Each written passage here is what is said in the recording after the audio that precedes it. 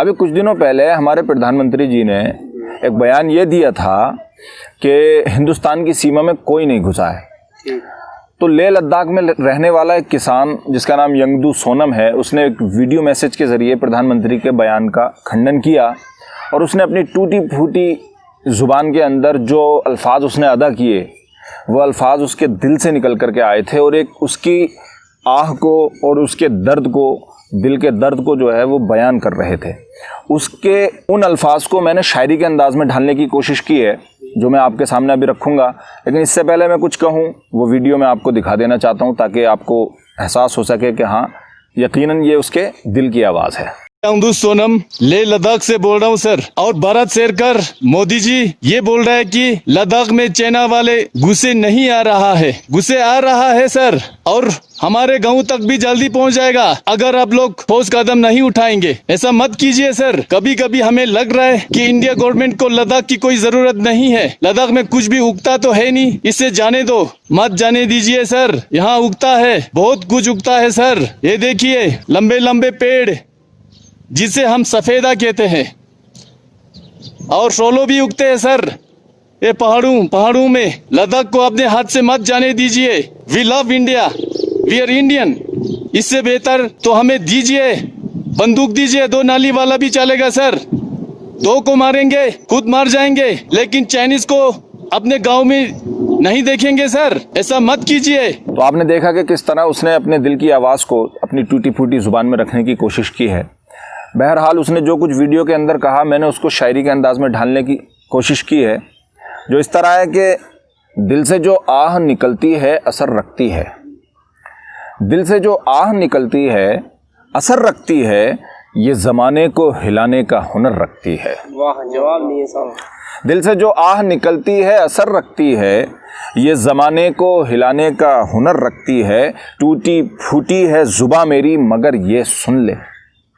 उसने टूटी फूटी ज़ुबान के अंदर अपने दर्द को बयान करने की कोशिश की थी, इसलिए कहा है कि टूटी फूटी है ज़ुबां मेरी मगर ये सुन ले, सारी दुनिया से ये लड़ने का जिगर रखती है। वाह, जवाब नहीं है साहब। सारी दुनिया से ये लड़ने का जिगर रखती है।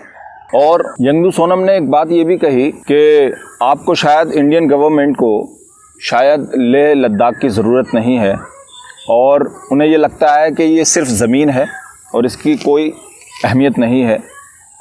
उसी बात को मैंने शायरी के अंदाज में कुछ यूँ कहा है कि ये ज़मीन तेरे लिए होगी महज एक टुकड़ा, ये ज़मीन तेरे लिए होगी महज एक टुकड़ा, रुतबा एक माँ का पे मन ये मगर रखती है। पे मन कहते हैं मेरे लिए।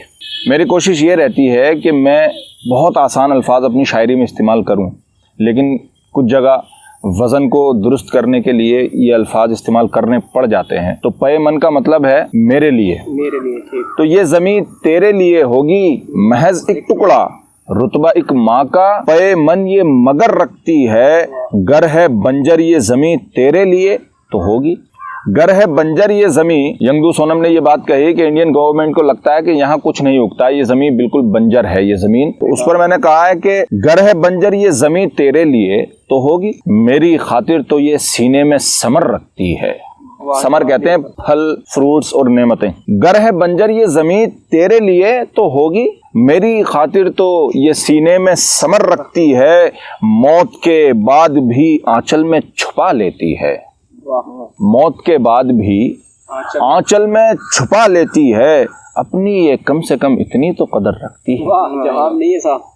मौत के बाद भी आंचल में छुपा लेती है, अपनी ये कम से कम इतनी तो कदर रखती है। यंगदू सोनम ने एक बात ये भी कही थी कि अगर तुम कुछ नहीं कर सकते तो हमें बंदूक दे दो, हमारे हाथों में बंदूक दे दो, हम मर जाएंगे या मार देंगे, लेकिन किसी चीनी को अपने गांव में देखना पसंद हरगिज नहीं करेंगे। तो उसी को मैंने इस शेर में कहने की कोशिश की है कि मुझको बंदूक थमा घर जो तेरे बस की नहीं। मुझको बंदूक थमा, मुझको बंदूक थमा घर जो तेरे बस की नहीं, मेरी हिम्मत ये मुझे सीना सिपर रखती है। सीना सिपर कहते हैं सीना तानकर किसी मुसीबत के सामने खड़े हो जाने को। तो अर्ज किया है कि मुझको बंदूक थमा घर जो तेरे बस की नहीं, मेरी हिम्मत ये मुझे सीना सिपर रखती है, दिल से जो आहन निकलती है असर रखती है, ये ज़माने को हिलाने का हुनर रखती है।